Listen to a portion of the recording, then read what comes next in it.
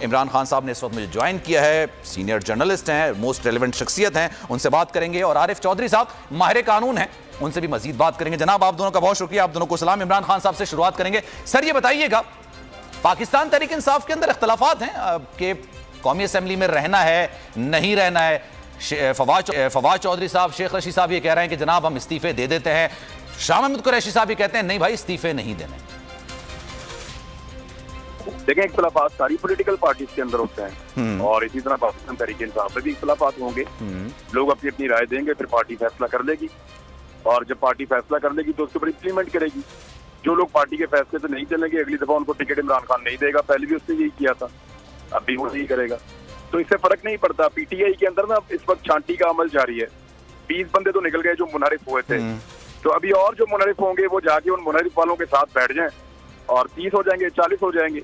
लेकिन इसके बावजूद उनके पास इस्तीफे देने के लिए 125 सीटें बचेंगी, तो 125 सीटों से भी इस्तीफा देके वो पाकिस्तान पूरे में हिलजुल कर देंगे।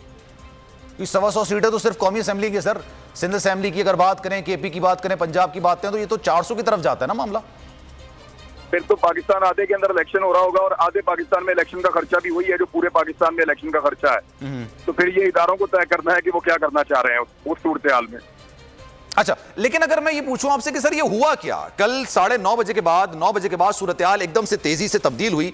आप भी इंटरेक्ट हैं सारी चीजों से। ये 9 बजे तक तो वजीर आज़म इमरान खान साहब कह रहे थे कि जनाब कुछ नहीं होने जा रहा, ना मैं इस्तीफा दूंगा, और वोटिंग भी बज़ाहिर देखने में नजर नहीं आ रही थी। सूरत हाल बदली कैसे? देखिए, बीबीसी की स्टोरी को बाय करने की कोई जरूरत नहीं है कि वो आर्मी चीफ को इमरान नहीं सर, मैं आपका मौक़िफ़ जानना चाह रहा हूँ। नहीं, मैं आपको बता देता हूँ वैसे ही कि ये खबर आई थी कि आर्मी चीफ को इमरान खान निकाल रहे थे, फिर वहां पे एक हेलीकॉप्टर आया, फिर बंदों ने इमरान खान साहब को मारा भी, फिजिकल भी हुए। ये सारी झूठी खबरें, क्योंकि 8 बजे से लेकर रात 12:30 बजे तक हम सहाफी वहां पे मौजूद थे। 10 के करीब सहाफी थे और पहली मरतबा ऐसा हुआ वज़ीर आज़म हाउस में, हमें मोबाइल फोन ले जाने पे मना नहीं था, हमें किसी किस्म की ममानियत नहीं थी कि आपने इस एरिया में रुकना है, बल्कि हम फ्रीली पूरे प्राइम मिनिस्टर हाउस में हम लोग सहाफी मूव कर रहे थे। और हम प्राइम मिनिस्टर से हमारी तकरीबन डबल मुलाकात हुई है, हमने उनको जाते हुए भी देखा है और कोई इस तरह की चीज नहीं हुई। जो चीजें रिपोर्ट हुई वो सारी गलत है, ISPR ने ठीक कहा है। वो बेचारे भी अब तरजीह दे रहे हैं कि यार देखें हमारे ऊपर क्या डाल दिया उन्होंने पकड़ के, BBC ने। तो उन्होंने अवाम को फौज के सामने खड़े करने की एक कोशिश की है, एक गंदी कोशिश की है, उसमें उनको कामयाबी तो नहीं होगी। लेकिन फिलहाल जो सूरत हाल बनी हुई है उसमें कल कुछ भी नहीं हुआ। 9:30 बजे के बाद एक्चुअली कल रात को कुछ इदारों ने अपने दफ्तर खोल लिए थे।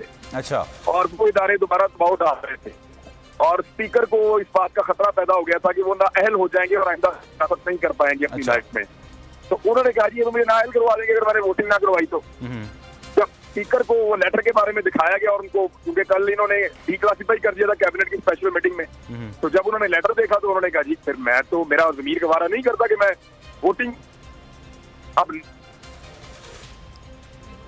अच्छा, आपकी आवाज शायद मेरे पास सही से नहीं आ रही, मैं कोशिश करूंगा कि आपसे दोबारा राब्ता करूं। सब्सक्राइब करें और बेल दबाएं ताकि कोई खबर रह न जाए।